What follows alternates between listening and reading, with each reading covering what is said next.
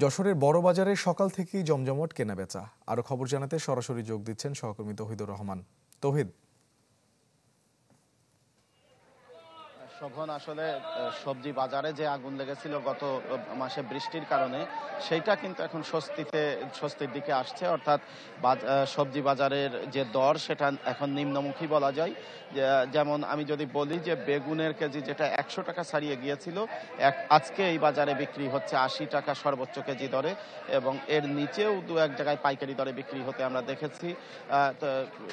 এবং যে সিমের দাম 100 টাকার উপরে উঠেছিল, সেটাও কিন্তু 60 থেকে 65 টাকায় বিক্রি হচ্ছে এই বাজারে আজকে পাইকারি। এবং তবে টমেটোর দামটা এখনও একটু বেশি আছে, 120 টাকা থেকে 130 টাকা কেজি দরে বিক্রি হচ্ছে পাইকারি এখানে।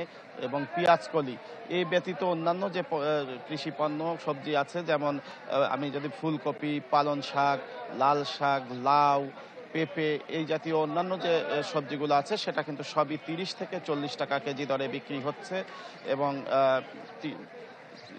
যারা কিনতে আসছেন তাদের মধ্যে কিন্তু স্বস্তি আমরা লক্ষ্য করছি। যদিও যদিও তেলের বাজার নিয়ে এবং পেঁয়াজ রসুন নিয়ে মানুষের মধ্যে কিছুটা অস্বস্তি রয়ে গেছে।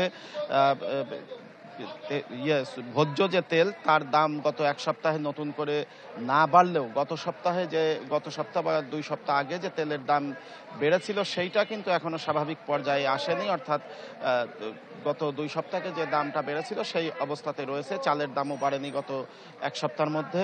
তবে মাংসের দামও বাড়েনি, তবে মুরগির দামটা কিছুটা কমেছে এবং অন্যান্য পণ্যের বাজার স্বাভাবিক রয়েছে। মাছের বাজার কিন্তু বেশ ক্রয় ক্ষমতার মধ্যে রয়েছে বলে ক্রেতারা আমাদেরকে বলছেন। সব ধরনের মাছই বাজারে সরবরাহ পর্যাপ্ত, এবং এখানে ক্রেতারাও কিনছেন তারা খুবই হাসি মুখেই। তৌহিদ, আপনাকে ধন্যবাদ। দর্শক, যশোরের বড় বাজার থেকে বাজার পরিস্থিতির খবর জানাতে আমাদের সাথে যুক্ত হয়েছিলেন সহকর্মী তৌহিদুর রহমান।